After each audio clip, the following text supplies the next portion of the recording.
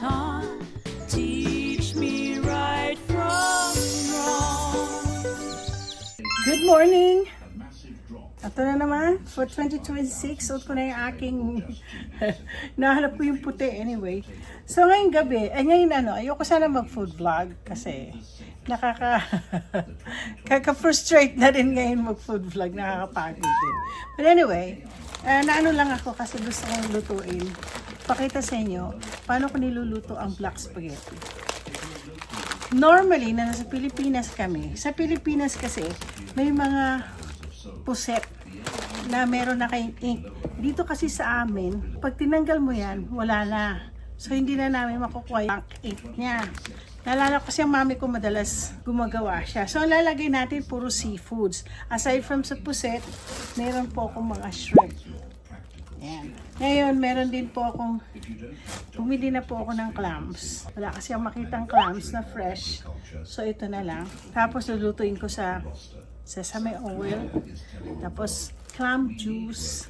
Of course, maraming cheese. Ito kasi hinihintay po lagi ito ng mga friends ko or mga pinsan ko, lalo mga pinsan ko si Marumiko. Kasi gawa to ni Mami. Dessert, the dish ng Mami ko.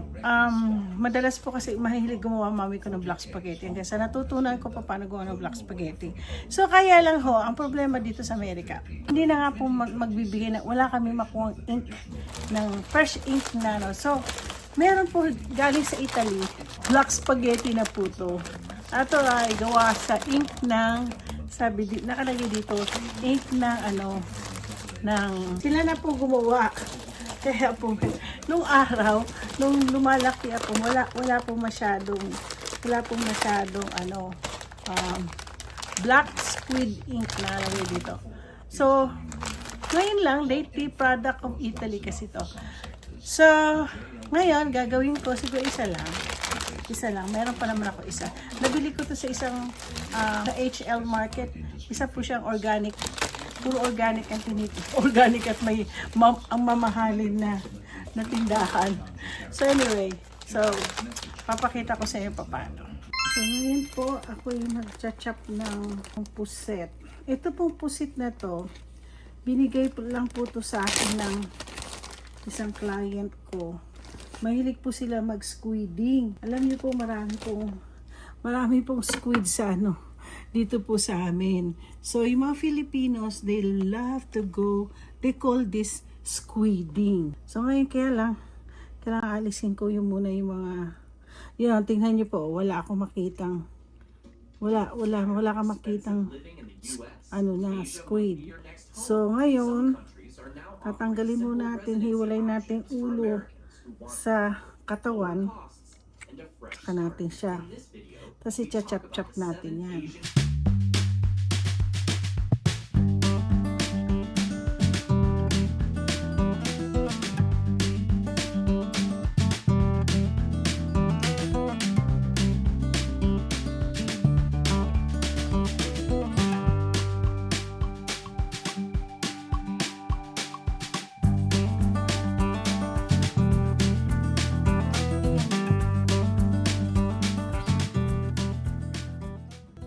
So now, ang next ko is ang shrimp.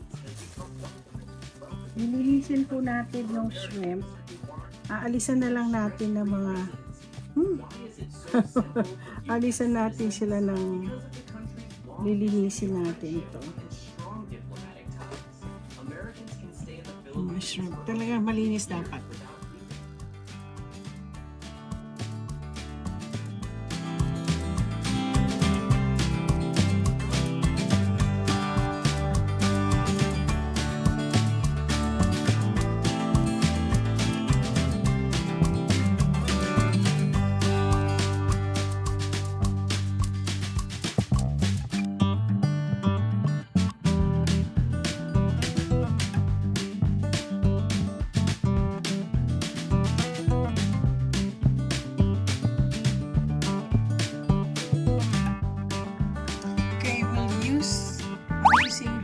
Sesame oil. We'll just fry. I-fry lang natin yung itong mga seafood na to. Pag mainit na, mabilis lang kasi uminit ang sesame oil. So, pag uminit po yan, saka natin ilalagay. Medyo mainit na siya. Init lang natin, fry lang natin yung shrimp. So, yung lasa nung tawag nito, ng sesame oil nakadikit dito sa shrimp. Ito na po yung shrimp. Tapos, tatanggalin po natin siya dito. Kalalutuin natin talaga yung shrimp. Kasi para siyang garnishing na rin pag natin. So, lalaki ng shrimp po.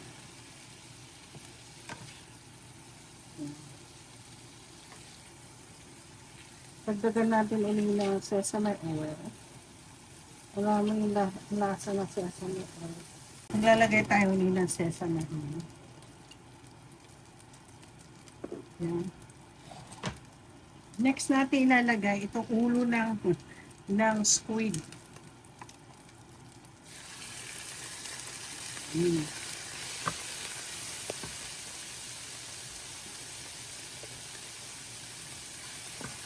Tapos, nilito natin ng gusto. Masarap din po yan. Nilagyan natin ng konting salt. Ginagamit ko salt, yung kosher salt.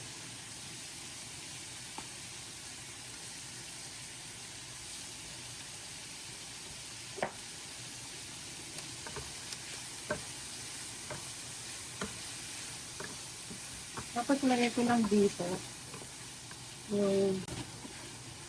Tapos susunod natin. Pagsamahin ko na lang sila. Okay. Pagsamahin natin ito. Ayan. Ngayon, lalagyan po natin ng another sesame oil. Daming sesame oil na ako. Ayan. Mainit, mabilis lang uminit ang sesame oil naman. Ang squid.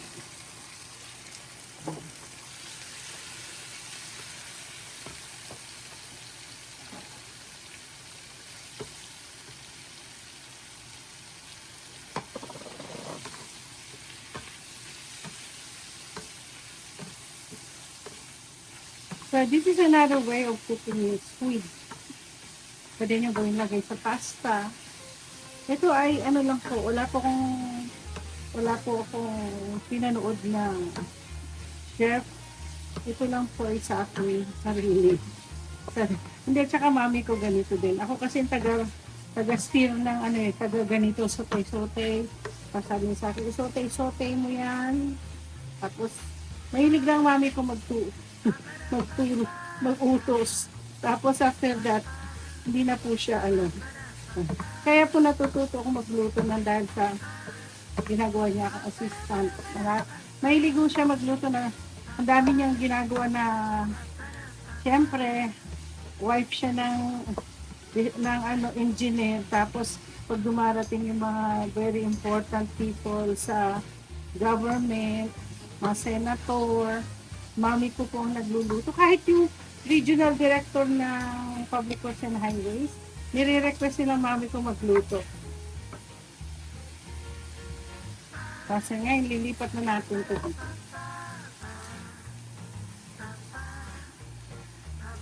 Madali lang tulutuin eh. Ay, nahulog. Nalunog. Ay. Okay. Nalunog. Ay! Yan. Naglagay na naman po ako ng sesame oil. Lagay natin. Ito.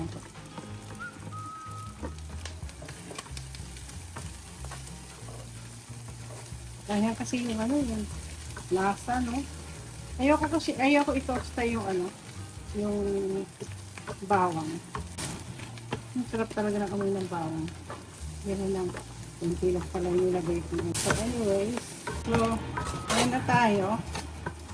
Tapos lalagay natin yung smoked clams. Samahin natin. Na nakakatuwa rin yung ano. Yung ginawa ko, ito yung ginamit ko din sa, ano ba yan?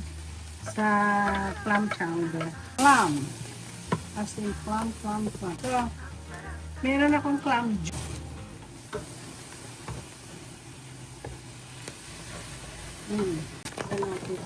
Medyo ano lang natin. Tostahin natin ang konti. Para masarap ang ano, ang lasa niya. So, bango ng ano. Smoke kasi siya eh. Yung clam juice parang may lasa na yung lasang seafood na. So, lalagyan ko ng konting tubig kasi i-ano na natin yung pasta dito. Para maluto yung pasta. Maglagay ako ng extra water here. In case mabilis tumuyo yung nga natin. So, lasang-lasa na po yung clam. Tapos, parang ito is mix, ano to eh, black spaghetti, may mixed seafood. May ako ng konting seasoning. Seasoning lang yan. Ay, ito pa sa pag-seasoning. Usual yung aking or seasoning. Mabilis pala matuyo to. Lagyan natin ng konti pang tubig. So, pakukuluan natin po ito. Tapos, ilalagay ko na itong black spaghetti. Before pa lang yan, ilalagay ko yung inano ko na ulo ng ano, ng shrimp. Masarap. Samasamahin natin siya. Lagay ko na lang kaya ang puso. Kamay na konti. Hanapan. Masarap. Ito ay isang fettuccine po to. Fettuccine. Meron din silang ano, meron po silang spaghetti din. Kaya lang yung nabili ko, flat po siya, oh, flat. So ito ay isang fettuccine. Yan. Mahaba to. Kasi tignan nyo, oh. Puputulin ko pa ho yan. Dinagdagan ko po kasi parang maliit lang.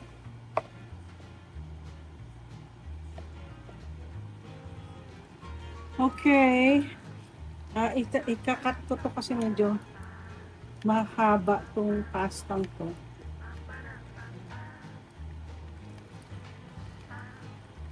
I-ano natin kasi mahaba masyado. It's okay. Kung ano. Ito po siya. Ganito itsura ng pasta. Dinamihan ko na po ng sauce. Dapat po ano tuyo.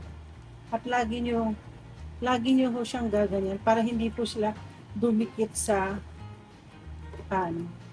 O kasi nagdidikit yan eh. Lagyan ko ng konti. Lagyan ko siya pong konting ano. Konti. Lalagyan natin yung sabaw. O sayang din yung sabaw nito.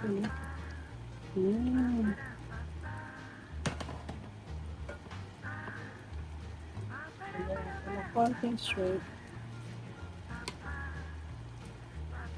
Yan. Dumidikit po talagang yung pasta. Lagyan natin yung konti. Yan.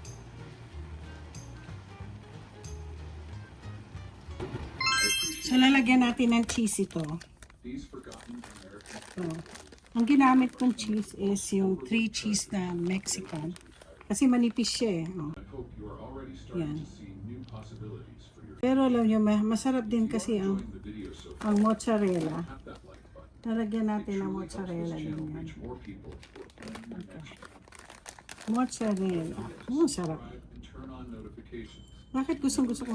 I still fell in love with mozzarella. Lalo na nag-Italy po kami. So, ito na po.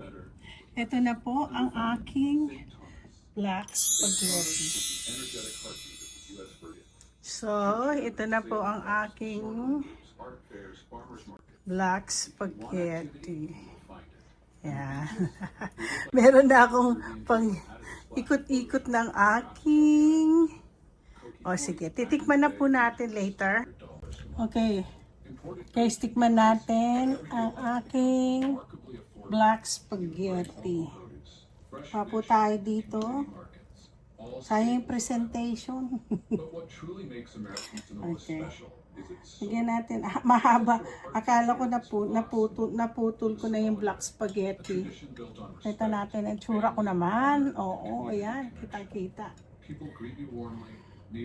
So, tikman natin. Alam mo, pag gumagawa ko nito, ay padala ko tong video sa pinsan ko sa Connecticut. Paborito niya to. Ang sarap. Ang sarap. For sure, ito pag pinakita ko to sa aking mga friends dito sa Tacoma. For sure, pupunta sila sa opisina mamaya. Kukunin na yung share nila. Kasi bihira po ako nagluluto nito. Pag nagluluto ako nito once a year. Pero ngayon, I feel like making it. So, matrabaho din kasi. So anyway, don't forget to like and subscribe. Ang sarap.